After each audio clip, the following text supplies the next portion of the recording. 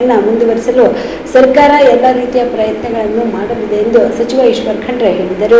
ಬೀದರ್ ನಾಗರಿಕ ವಿಮಾನಯಾನ ಸೇವೆ ತಾತ್ಕಾಲಿಕವಾಗಿ ಸ್ಥಗಿತಗೊಂಡಿರುವ ಬಗ್ಗೆ ಬೀದರ್ ಜಿಲ್ಲಾ ಉಸ್ತುವಾರಿ ಸಚಿವ ಈಶ್ವರ್ ಖಂಡ್ರೆ ಅವರು ಮಾಧ್ಯಮಕ್ಕೆ ಪ್ರತಿಕ್ರಿಯೆ ನೀಡಿ, ಸೇವೆಗೆ 1 ವರ್ಷದ ಒಡಂಬಡಿಕೆ ಇತ್ತು. ಅದು 2026 ಏಪ್ರಿಲ್ 14ರಂದು ಪೂರ್ಣಗೊಂಡಿದೆ. ಇದೀಗ ವಿಮಾನಯಾನ ಸಂಸ್ಥೆ ಹೆಚ್ಚುವರಿ ಅನುದಾನವನ್ನ ಕೇಳುತ್ತಿರುವ ಹಿನ್ನೆಲೆಯಲ್ಲಿ ಈ ವಿಷಯವಾಗಿ ಈಗಾಗಲೇ ಮುಖ್ಯಮಂತ್ರಿಗಳೊಂದಿಗೆ ಚರ್ಚೆ ನಡೆಸಲಾಗಿದೆ. ಮುಂದಿನ ಸಚಿವ ಸಂಪುಟ ಸಭೆಯಲ್ಲಿ ವಿಷಯವನ್ನು ಮಂಡಿಸಿ ಬೀದರ್ ವಿಮಾನಯಾನ ಸೇವೆಯನ್ನು ಮುಂದುವರಿಸಲು ಸರ್ಕಾರ ಎಲ್ಲಾ ರೀತಿಯ ಪ್ರಯತ್ನಗಳನ್ನು ಮಾಡಲಿದೆ ಎಂದು ಸಚಿವರು ತಿಳಿಸಿದರು.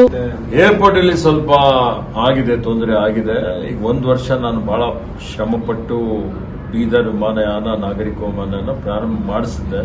KKRDB ಬ್ಯಾಂಕ್ ರೋಡಲ್ಲಿ ನಾನು ಸುಮಾರು 13 ಕೋಟಿ ರೂಪಾಯಿ ಅನುದಾನ ಮೀಸಲಿಕ್ಕಿ ಸಚಿವ ಸಂಪುಟಕ್ಕೆ ಪ್ರಸ್ತಾವನೆ ತೆಗೆದುಕೊಂಡು ಹೋಗಿ ಅದನ್ನು ಅನುಮೋದನೆ ಪಡೆದು ವಿಮಾನಯಾನ ಪ್ರಾರಂಭ ಮಾಡಿದ್ದೆ. ಬಹಳ ಯಶಸ್ವಿಯಾಗಿ 1 ವರ್ಷಗಳವರೆಗೆ ಏಪ್ರಿಲ್ 14ನೇ ತಾರೀಕಿನಿಂದ ಈ ಏಪ್ರಿಲ್ 14ನೇ ತಾರೀಕಿನವರೆಗೆ ನಡೆದಿದೆ.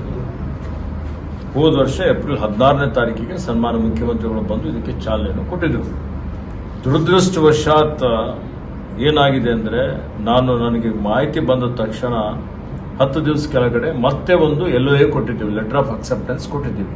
ನಾನೇ ಖುದ್ದಾಗಿ MB ಪಾಟೀಲ್ ಜೊತೆಯಲ್ಲಿ ಚರ್ಚೆ ಮಾಡಿ, ಅಧಿಕಾರಿಗಳ ಜೊತೆಯಲ್ಲಿ ಚರ್ಚೆ ಮಾಡಿ, ಜಿಲ್ಲಾಧಿಕಾರಿಗಳಿಗೆ ಪ್ರಸ್ತಾವನೆ ಸಲ್ಲಿಸಿ, ಇವತ್ತು ಹೋದ ವರ್ಷ ಎಷ್ಟು ಕೊಡ್ತೀವಿ ಅಷ್ಟೇ ಕೊಡ್ತೀವಿ ಅಂತೇಳಿ LOA ಕೊಟ್ಟಿದ್ದೀವಿ ಅವರಿಗೆ.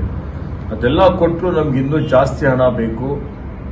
ಈಗ ಫ್ಯೂಯಲ್ ಚಾರ್ಜಸ್ ಜಾಸ್ತಿ ಆಗಿದೆ. ಅವರು ಈಗ ಸುಮಾರು ಎಷ್ಟು 4-5 ಕೋಟಿ ಜಾಸ್ತಿ ಕೇಳ್ತಾ ಇದ್ದಾರೆ. ಅವರು ಈಗ 22 ಕೋಟಿ ರೂಪಾಯಿ ಕೇಳಿದ್ರು. ಲಾಸ್ಟ್ ಟೈಮ್ ನಾವು 13 ಕೋಟಿ ನಮ್ಮಿಂದ ಕೊಟ್ಟಿದ್ದೇವೆ. ಅಂದರೆ KKRDB 80% ಮತ್ತೆ ಇನ್ಫ್ರಾಸ್ಟ್ರಕ್ಚರ್ ಡಿಪಾರ್ಟ್ಮೆಂಟ್ 20% ಈ ರೀತಿಯಲ್ಲಿ ಕೊಟ್ಟಿದ್ದಿತ್ತು. ಆದರೆ ಈಗ ಈ ಸಲ ಇನ್ನೂ ಜಾಸ್ತಿ ಕೊಡಬೇಕು. ಇವತ್ತು ಫ್ಯೂಯಲ್ ಚಾರ್ಜಸ್, ಫ್ಯೂಯಲ್ ರೇಟ್ಸ್ ಜಾಸ್ತಿ ಆಗಿದೆ, ಪ್ರೈಸ್ ಅಂತ ಹೇಳ್ತಾರೆ, ಬೆಲೆ ಏರಿಕೆ ಆಗಿದೆ. ಮತ್ತೆ ನಾವು ದೊಡ್ಡ ಏರ್ಕ್ರಾಫ್ಟ್ ಹಾಕಿದ್ದೇವೆ. ದೊಡ್ಡ ಏರ್ಕ್ರಾಫ್ಟ್ದು ಅದಕ್ಕೆ ಹೆಚ್ಚಿನ 88 ಸೀಟ್ಗಳಿದ್ದಾವೆ. 88 ಆಸನಗಳಲ್ಲಿ ಅರ್ಧ ಸೀಟ್ಗಳಿಗೆ ಸಬ್ಸಿಡಿ ಕೊಡಬೇಕಾಗತ್ತೆ ಅಂತೆಲ್ಲ ಕೇಳ್ತಾ ಇದ್ದಾರೆ.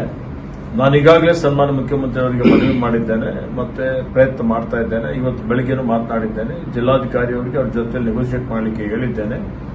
ಮಾಡಿ ಈಗಂತೂ ಅವರು ನಾಳೆಯಿಂದ ಬುಕಿಂಗ್ ಸ್ಥಗಿತಗೊಳಿಸಿದ್ದಾರೆ. 1 ವಾರ ಒಳಗಾಗಿ ಮತ್ತೆ ಈಗ 14ನೇ ತಾರೀಕಿಗೆ ಸಚಿವ ಸಂಪುಟದ ಸಭೆ ಇದೆ. ಆ ಸಭೆಯಲ್ಲಿ ಹೆಚ್ಚುವರಿ ಕಾರ್ಯಸೂಚಿಯಲ್ಲಿ ತಂದು ಅನುಮೋದನೆಯನ್ನು ಪಡೆದು ಮತ್ತೆ 1 ವಾರ 10 ದಿವಸಗಳ ಒಳಗಾಗಿ ನಮ್ಮ ನಾಗರಿಕ ವಿಮಾನಯಾನ ಪುನರಾರಂಭ ಮಾಡುವಂಥದ್ದಕ್ಕೆ ಪ್ರಯತ್ನವನ್ನು ಮಾಡ್ತಾ ಇದ್ದೇನೆ. ಇದಕ್ಕೂ ರಾಜಕೀಯ ಹೇಳ್ತಿದ್ದಾರೆ ಸರ್, ಇದು ಏನಾದ್ರೆ KKRDB ಜನರ ಅದು ತಗೊಂಡು ಯೂಸ್ ಮಾಡ್ಕೊಳ್ತಾ ಇದ್ದಾರೆ ಅಂತ ಹೇಳ್ತಿದ್ದಾರೆ.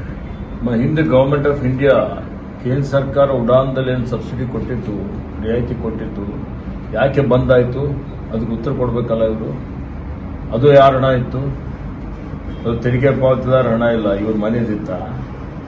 ಏನು ಮಾತಾಡ್ಲಿಕ್ಕೆ ಏನಾದರೂ ಬುಡ ಚಂಡಿ ಏನಾದರೂ ಇರಬೇಕಲ್ಲ, ಬುದ್ಧಿ ಯೂಸ್ ಮಾಡಬೇಕಾ ಇಲ್ಲ? ಏನಂದ್ರೆ ಇವರಿಗೆ ವಿಮಾನಯಾನ, ನಾಗರಿಕ ವಿಮಾನಯಾನ ಇವರಿದ್ದಾಗ ಸ್ಥಗಿತಗೊಂಡಿತ್ತು. ಈಗ ಪ್ರಾರಂಭ ಆಗಿದ್ದೆ ಹೊಟ್ಟೆ ಕೆಚ್ಚ, ಅಥವಾ ಇದು ಬಂದಾಗಬೇಕು ಅನ್ನೋಂಥದ್ದು ಕನಸು ಕಾಣ್ತಾ ಇದ್ದಾರೆ. ಅವ್ರು ಏನು ಹೇಳ್ತಾರೆ ಅನ್ನೋದು ನನಗೆ ಅರ್ಥ ಆಗ್ತಾ ಇಲ್ಲ.